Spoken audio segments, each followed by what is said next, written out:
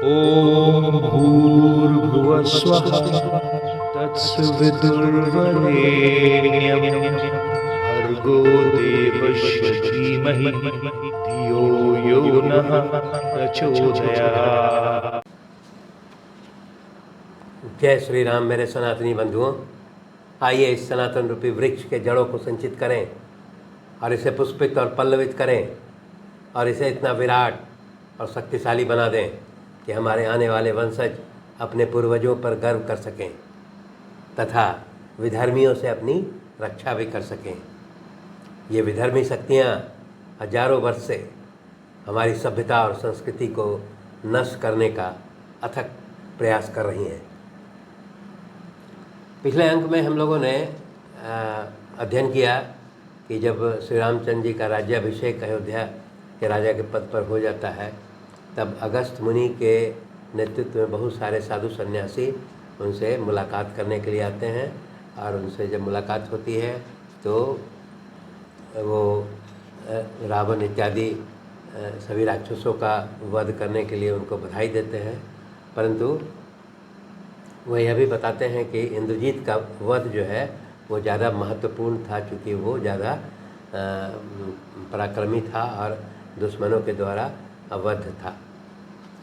इस पर श्री रामचंद्र जी ये कारण पूछते हैं कि इंद्रजीत जो है कैसे ज़्यादा प्रतापी था अपने पिता से भी। तब अगस्त ऋषि जो है वो बताने लगते हैं कि सबसे इसके पहले मैं आप लोगों को रावण इत्यादि के जन्म और उनके पूर्वजों के बारे में बताऊंगा। उसी में वो बताते हैं कि ब्रह्मा जी के एक पुत्र थे जिनका नाम था पुलस्त्य ऋषि। उनका विवाह जो है वो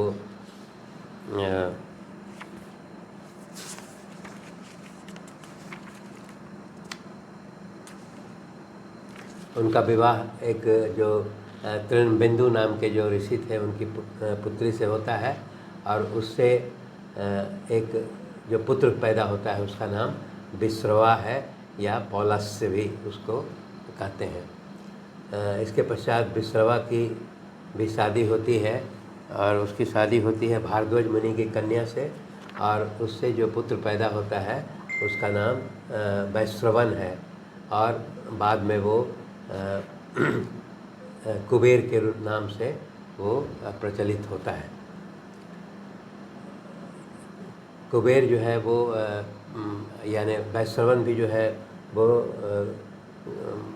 बहुत कठोर तपस्या करता है, जिससे ब्रह्मा जी आते हैं और फिर ब्रह्मा जी से वो वरदान मांगता है कि वो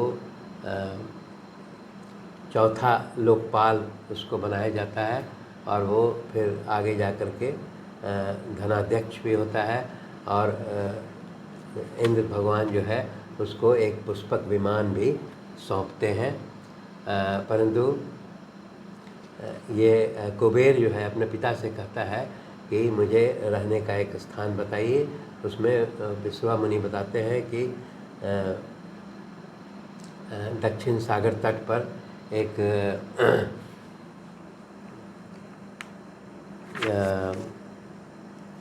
त्रिकूट नाम का पर्वत है, उस पर एक लंका नाम का जो है नगरी वो बसाया गया है, जिसमें पहले कुछ राक्षस रहते थे जो विष्णु के भय से भाग करके रसातल में चले गए थे और वहीं पर जा कर के वो विश्रवा जो है अपने पुत्र वैश्रवन अथवा कुबेर को लंका में जा कर के रहने का आदेश देते हैं और कुबेर जाके वहाँ लंका में रहने लगते हैं। इस अंक में हम लोग उत्तरकांड का चतुर्थ एवं पंचम सर्ग के बारे में अध्ययन करेंगे।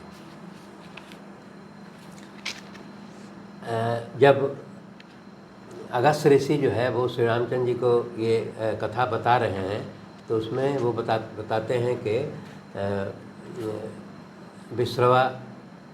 वैश्रवन यानी कुबेर के रहने के पूर्व भी जो है कुछ राक्षस वहाँ रहते थे जो विष्णु के डर से भाग गए थे।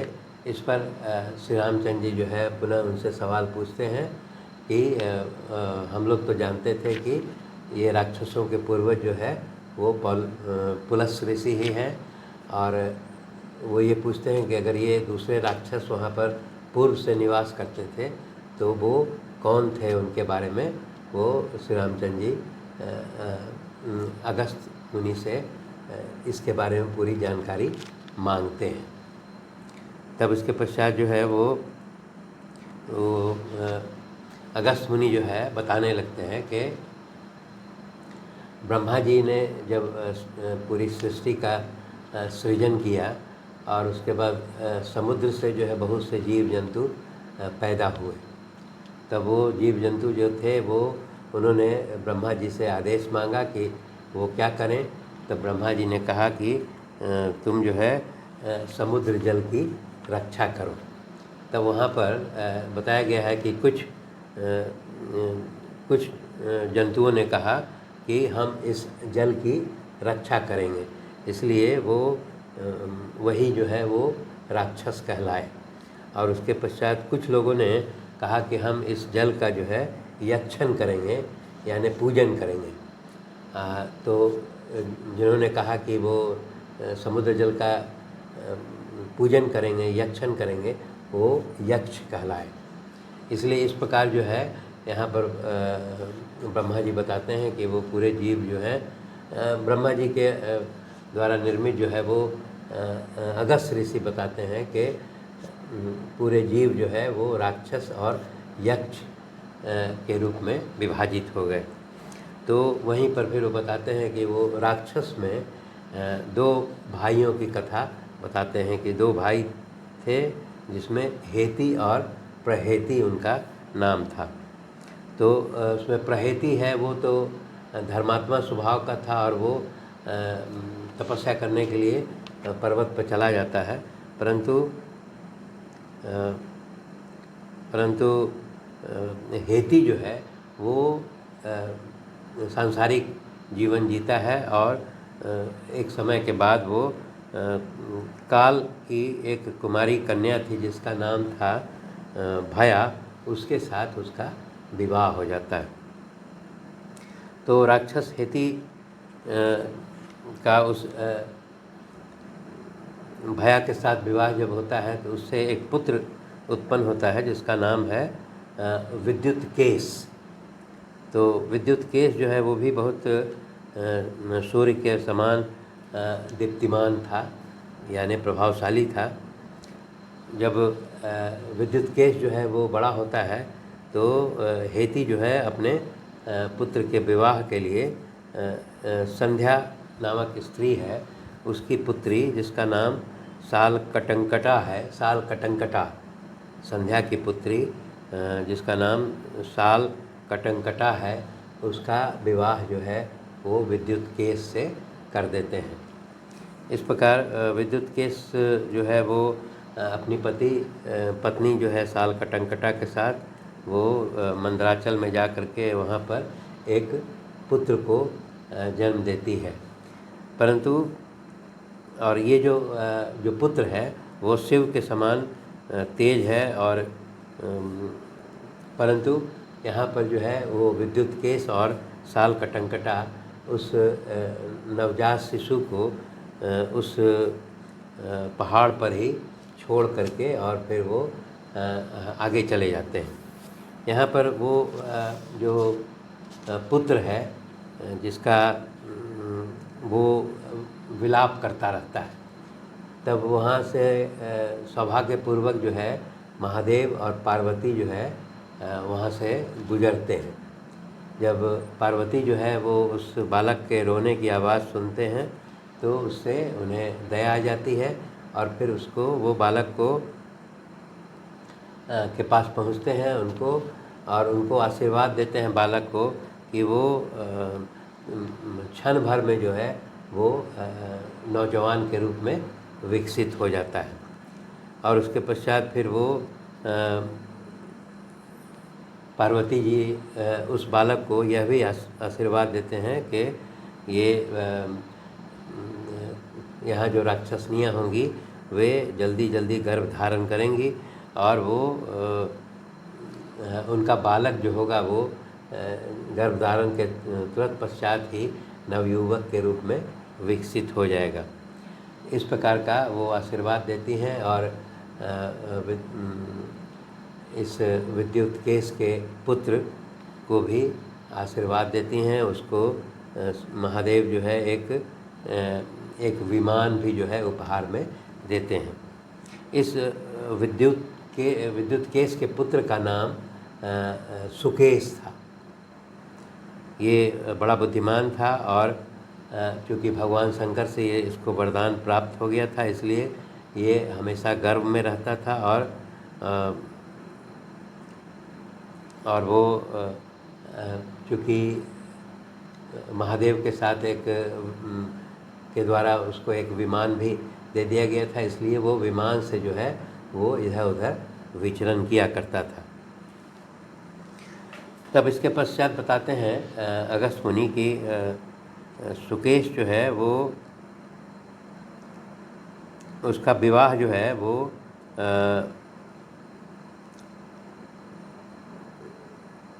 एक ग्रामणी नाम के गंधर्व थे। उसकी पत्नी, उसकी पुत्री जिसका नाम देववती था, उसका विवाह जो है वो देववती का विवाह सुकेश से कर देते हैं। सुकेश से विवाह होने के पश्चात फिर सुकेश को 3 पुत्र होते हैं उसके गर्भ से, जिसका नाम है माल्यवान, सुमाली और माली। माल्यवान, सुमाली और माली, जिसमें कि माली जो है वो सबसे बलवानों में श्रेष्ठ है। यहाँ पर ये बताया गया है कि तीनों जो है वो अग्नियों, यहाँ पर 3 अग्नि के समान तेजस्वी, 3 मंत्रों के समान उग्र और 3 रोगों के समान भयंकर, इस तरह का बताया गया है। तो जैसे 3 अग्नि के समान तेजस्वी, मतलब यहाँ पर नाम बताया गया है गार्हपत्य, आहवनीय और दक्षिणाग्नि। ये तीनों अग्नि के समान जो है वो तेजस्वी थे। 3 मंत्रों और वेदों, तो मंत्रों में है प्रभु शक्ति, उत्साह शक्ति और मंत्र शक्ति, और 3 वेद में है ऋग, यजु और साम। ये तीनों वेद के समान जो है उग्र, और तीनों रोग के समान अत्यंत भयंकर थे। 3 रोग है वात, पित्त और कफ। कहने का ये मतलब है कि जो तीनों माल्यवान, सुमाली और माली, तीनों जो है बहुत शक्तिशाली पुत्र थे सुकेश के।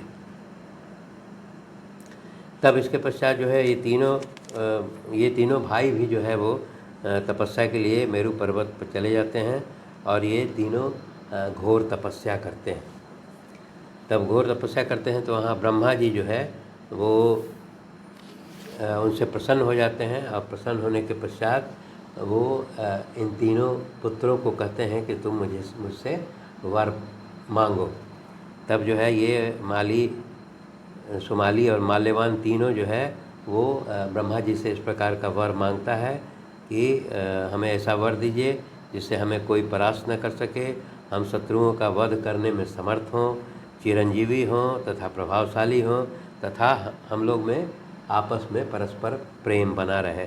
तो इस प्रकार का जो है वर जब वो मांगता है तो ब्रह्मा जी उसको तथास्तु कह करके उसको ये वर देते हैं।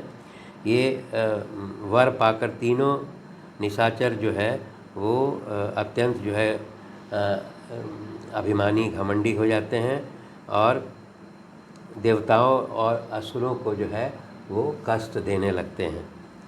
तो उनके द्वारा जो सताए हुए देवता थे, ऋषि समुदाय थे, और ये जितने ऋषि मुनि मनुष्य, ये सभी जो है वो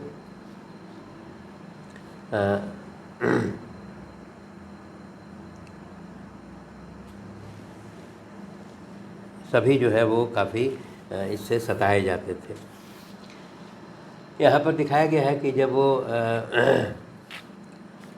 माल्यवान, सुमाली और माली तीनों जो है वो एक बार जा कर के वहाँ जो शिल्प कर्म में विशेषज्ञ थे जिनका नाम विश्वकर्मा था, वहाँ जा कर के वो उनसे अनुरोध करता है कि हमारे लिए आप हिमालय में, मेरू में, मंदराचल में या और कहीं भी भगवान शंकर के समान जो है एक दिव्य भवन का निर्माण कीजिए, दिव्य निवास स्थान का मेरे लिए निर्माण कीजिए।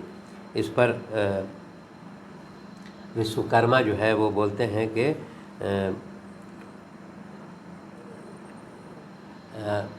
समुद्र के दक्षिणी समुद्र के तट पर एक त्रिकूट नाम का पर्वत है, वहाँ पर एक सुबेल नाम का भी पर्वत है। उस त्रिकूट पर्वत पर जो है वो मेरे द्वारा इंद्र की आज्ञा से एक लंका नाम का नगरी बसाया गया था। वह 30 योजन चौड़ा तथा 100 योजन लंबा है। इसके चारों ओर सोने की चारदीवारी है तथा उसमें सोने के ही फाटक लगे हुए। तो विश्वकर्मा जो है ये माल्यवान और सुमाली और माली तीनों को कहते हैं कि वो लंका में जा कर के वहाँ पर निवास करें। विश्वकर्मा की ये बात सुन कर के वो तीनों जो है अपने सभी शिष्यों और परिवार के साथ वहाँ जा कर के रहने लगते हैं। इन्हीं दिनों जो है वो एक गंधर्वी नाम की स्त्री थी जिनकी 3 कन्याएं हुई। 3 कन्या जो है वो उन तीनों कन्याओं का विवाह जो है वो इन तीनों माल्यवान, माली और सुमाली के साथ कर दिया जाता है। इसमें माल्यवान की स्त्री का नाम सुंदरी था और उसके विवाह के पश्चात उसे 7 पुत्र हुए जिनका नाम हुआ वज्रमुष्टि, विरूपाक्ष, राक्षस दुर्मुख, सुतघ्न, यज्ञकोप, मत और उन्मत्त। ये सारे पुत्र जो है वो माल्यवान के हुए। सुमाली की पत्नी जो है उसका नाम था केतुमती और केतुमती के गर्भ से जो है वो प्रहस्त, अकंपन, विकट, कालिकामुख, धूम्राक्ष, दंड, सुपार्श्व, संघादि, प्रघस एवं भास्कर ये जो है वो सुमाली के पुत्र हुए केतुपति जो केतुमती उसकी पत्नी थी उसके द्वारा। इसके पास जो तीसरे भाई जो थे माली, उनकी पत्नी का नाम था वसुधा। तो वसुधा से जो है वो जो पुत्र हुए उनका नाम था अनल, अनिल, हर और संपाति। ये चारों जो है ये इनसे छोटे भाई माली से ये चारों पुत्र हुए। इस प्रकार माल्यवान, सुमाली और माली ये तीनों अपनी पत्नियों और पुत्रों के साथ वहाँ लंका में वहाँ रहने लगे और चूँकि ये शक्तिशाली थे इसके कारण जो है वो अपने बाहुबल के अभिमान से इंद्र इत्यादि देवता, ऋषियों, नागों और यक्षों को भी कष्ट देने लगे। धन्यवाद।